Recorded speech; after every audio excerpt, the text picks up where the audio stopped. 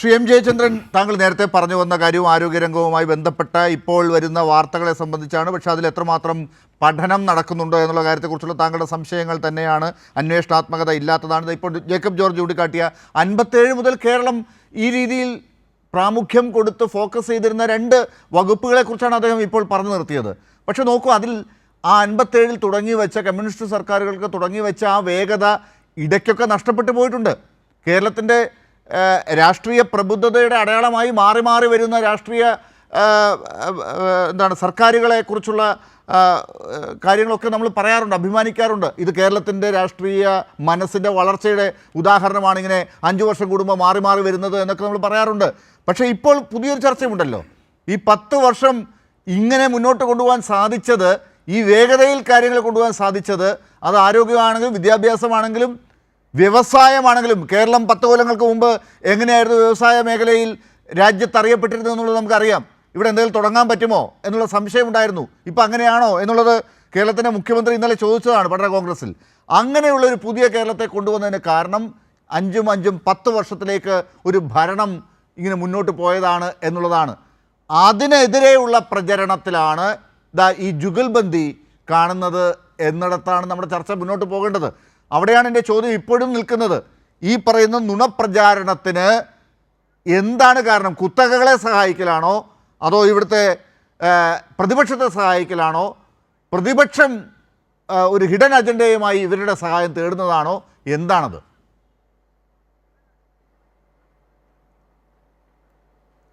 അല്ല, ഇത് ചില പൊതുപ്രവണതകളുണ്ട് ഡോക്ടർ ലാൽ.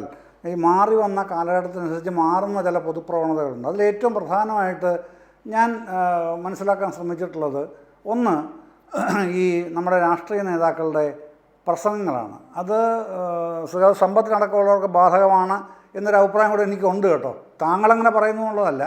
ഈ നമ്മുടെ നേതാക്കന്മാർ, ഏത് രാഷ്ട്രീയ പാർട്ടിയും ആയിക്കോട്ടെ, നമ്മുടെ നേതാക്കന്മാർ ജനങ്ങളെ അഭിസംബോധന ചെയ്യുന്നത് തങ്ങൾ ജനങ്ങളെ എന്തോ പഠിപ്പിക്കാൻ വന്നിരിക്കുന്നു എന്നുള്ള ഒരു പ്രതീതി ഉണ്ടാക്കാനാണ് പലപ്പോഴും എനിക്ക് തോന്നിയിട്ടുള്ളത്. ഈ കാലത്ത്, ആധുനിക കാലത്ത്, എന്നെ ആരെങ്കിലും പഠിപ്പിക്കാൻ വന്നാൽ ഞാൻ വകവെച്ച് കൊടുക്കില്ല. താങ്കൾ എനിക്ക് വലിയ ഇഷ്ടമാണ്, പക്ഷേ എന്നെ പഠിപ്പിക്കാൻ വരുന്നയാളല്ലേ, ഞാൻ താങ്കളുടെ പ്രസംഗത്തിലേക്ക് ഇനി അടുത്ത തവണ മുതൽ ഞാനില്ല എന്നുള്ള നിലപാടാണ് ജനങ്ങൾ സ്വീകരിക്കുക. പൊതുവെ ഞാൻ എൻ്റെ കാര്യമല്ല പറയുന്നത്, പൊതുവെ ഞാൻ മനസ്സിലാക്കിയ കാര്യമാണ്. അതേസമയം മാധ്യമങ്ങൾക്ക് അങ്ങനെയല്ല. അവർക്ക് എപ്പോഴും വിവരങ്ങൾ വിനിമയം ചെയ്യാനുള്ള അധികാരവും അവകാശവും ജനങ്ങൾ എക്കാലവും കൊടുത്തിട്ടുണ്ട്. ഈ പുതിയ നൂറ്റാണ്ടിൽ അത് കുറച്ച് കൂടുതലുമാണ്. അപ്പോൾ ആ കമ്മ്യൂണിക്കേഷൻ എങ്ങനെ ആകുന്നു എന്നുള്ള പ്രധാനവുമാണ്. അപ്പോൾ അതനുസരിച്ചാണ് വാർത്തകൾ പൾപ്പായി മാറുന്നതും കുറച്ചുകൂടെയൊക്കെ സൊഫിസ്റ്റിക്കേറ്റഡ് ആയിട്ട് മാറുന്നതൊക്കെ അതിൻ്റെ ഭാഗമാണ്. അതിലെ ആ ചർച്ചയിലേക്ക് ഞാൻ വരുന്നില്ല. ഇപ്പോൾ നമ്മുടെ കാര്യങ്ങൾ മാത്രം പറഞ്ഞു പോവുകയാണല്ലോ ഈ ചർച്ചയുടെ പ്രധാനപ്പെട്ട വശം എന്ന് പറയുന്നത്. ഇപ്പോൾ ഈ ലോകാരോഗ്യ സംഘടനയുടെ കണക്കനുസരിച്ച് കഴിഞ്ഞ വർഷത്തെ 2021 അവരുടെ പുറത്തു വന്ന കണക്ക് പ്രകാരം ശസ്ത്രക്രിയാ പിഴവുകൾ എന്ന് പറയുന്നത് ഗ്ലോബലി 10% ഗ്ലോബലി. പക്ഷേ ഇന്ത്യയിലെ കേരളത്തിൽ അത് വെറും 0.2% ഒന്ന് ആലോചിച്ച് നോക്കിയേ. ഗ്ലോബലി 10% ആയിരിക്കുമ്പോൾ കേരളത്തിൽ അത് 0.2% ശസ്ത്രക്രിയാ പിഴവ്. പക്ഷേ ഇവിടെ മാധ്യമങ്ങൾ ഉണ്ടാക്കുന്ന ഒരു പ്രതീതി നിർമ്മാണം എന്താണ്? ഇവിടെ മൊത്തം പിഴവാണ്. ഞാനതാണ് മുമ്പേ പറയാൻ ശ്രമിച്ച കാര്യം, പക്ഷേ ഇടയ്ക്ക് മുറിഞ്ഞുപോയി.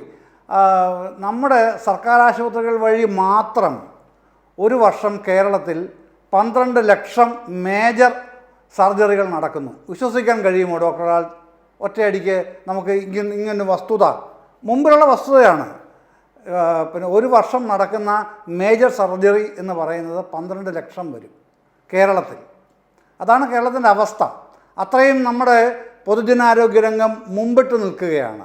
ആ മേഖലയെക്കുറിച്ചൊന്നും പറയാൻ ശ്രമിക്കാതെ ചെറിയൊരു പിഴവുണ്ടായാൽ, ഇപ്പോൾ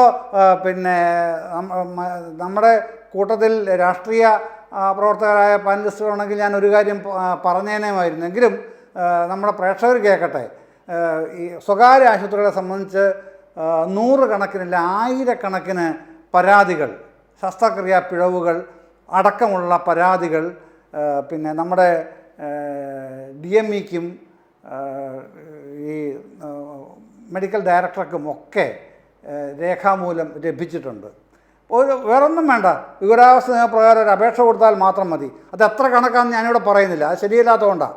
അത് 100ഉമല്ല 1000ഉമല്ല എന്ന് മാത്രം മനസ്സിലാക്കിക്കോളൂ. അത് മാത്രം എനിക്ക് ഞാൻ പറയാൻ ആഗ്രഹിക്കുന്നുള്ളൂ. 100ഉമല്ല 500ഉമല്ല 1000ഉമല്ല ശസ്ത്രക്രിയ പിഴവുകൾ ഏതെങ്കിലും മാധ്യമങ്ങൾ അതിന് പുറകെ പോകാറുണ്ടോ ഡോക്ടർ ലാൽ? ഇല്ല. അപ്പോൾ താങ്കൾ ആദ്യം പിന്നെ ഇൻട്രോയിൽ തന്നെ ചൂണ്ടിക്കാണിച്ച ഒരു സംഗതിയുണ്ട്. വീണ ജോർജ് ഒരു മുൻ മാധ്യമപ്രവർത്തക ആയതിനാലുള്ള ഒരു പ്രശ്നവും കൂടെ ഉണ്ട് ഇതിൻ്റെ അകത്തുനിന്നുള്ളത്. ശരിയായിരിക്കാം. പക്ഷെ അതുമാത്രമല്ല ഞാൻ കാണുന്നത്. ഇത് ആൻറ്റി ലെഫ്റ്റായിട്ടുള്ള ഒരു പ്രതീത നിർമ്മാണം ഇവരുടെ അജണ്ടയാണെന്നേ.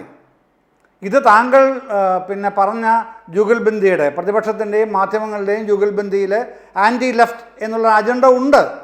അത് ബോധപൂർവം അവർ എത്രയോ കാലമായി സൃഷ്ടിച്ചുകൊണ്ടേ ഇരിക്കുന്നതാണ്. പക്ഷേ അത് മുമ്പോട്ട് പോകുന്നില്ല. അതിന് പല കാരണങ്ങളുണ്ട് മുമ്പോട്ട് പോകാതിരിക്കാൻ. അതിൽ ഏറ്റവും പ്രധാനപ്പെട്ട കാരണമായിട്ട് എനിക്ക് മനസ്സിലായിട്ടുള്ളത് ഇത്രയും ദുർബലമായൊരു പ്രതിപക്ഷം വേറെ എവിടെയും കാണില്ല നിങ്ങൾ. അതുകൊണ്ടാണ് അത് മുമ്പോട്ട് പോകാത്തതും. ഇങ്ങനെ കുത്തിത്തിരിപ്പും കൊനഷ്ടം ഉണ്ടാക്കാമെന്നുള്ളതിൽ കവിഞ്ഞ് ജനങ്ങളെ കയ്യിലെടുത്തുകൊണ്ട് അവരുടെ വിശ്വാസം ആർജിച്ചുകൊണ്ട് മുമ്പോട്ട് കൊണ്ടുപോകാൻ കഴിയുന്നൊരു പ്രതിപക്ഷമായി കേരളത്തിലെ പ്രതിപക്ഷം ഇന്നും വളർന്നിട്ടില്ല. എത്ര വേണമെങ്കിലും ഞാൻ തർക്കിക്കാൻ തയ്യാറാണ്, ഉദാഹരണങ്ങൾ നിരത്തിക്കൊണ്ട് തന്നെ. അത് പരിഹരിക്കാനാണ് മാധ്യമങ്ങൾ ഈ പടാപ്പാട് വിടുന്നത്. രാപകലില്ലാതെ ഓവർടൈം അധ്വാനിക്കുന്ന അതിനാണ്. പിന്നെ അവരെത്ര അധ്വാനിച്ചാലും ജനങ്ങളുടെ മുമ്പിലൊരു ധാരണയും വിശ്വാസമുണ്ട് ഭരിക്കുന്നത് ആരാണെന്നുള്ളത് സംബന്ധിച്ചും എന്താണ് തങ്ങൾക്ക് ലഭിക്കുന്ന ഭരണം എന്നത് സംബന്ധിച്ചും. അതിലാണ് അവർ മനസ്സൂന്നുന്നത്. അവരുടെ അനുഭവത്തിലൂടെയാണ് അവർ തീരുമാനങ്ങൾ എടുക്കുന്നത് എന്ന് മുഖ്യമന്ത്രി പറയുന്നത് വെറുതെയല്ല എന്ന് ഞാൻ എപ്പോഴും ആവർത്തിക്കാറുണ്ട്. അതിപ്പോഴും ആവർത്തിക്കുകയാണ്. ആ അനുഭവങ്ങളാണ് ജനങ്ങളെ മുമ്പോട്ട് നയിക്കുന്നത് തീരുമാനങ്ങൾ എടുക്കാനായിട്ട്. അതുതന്നെയാണ് ഇവിടെയും സംഭവിക്കുന്നത്. ആ ജുഗൽബന്ദി അതുകൊണ്ട് തന്നെ ഫലപ്രാപ്തിയിലേക്ക് എത്തുകയില്ല എന്നുള്ള കാര്യത്തിൽ എനിക്ക് യാതൊരു തർക്കവുമില്ല. ശരി.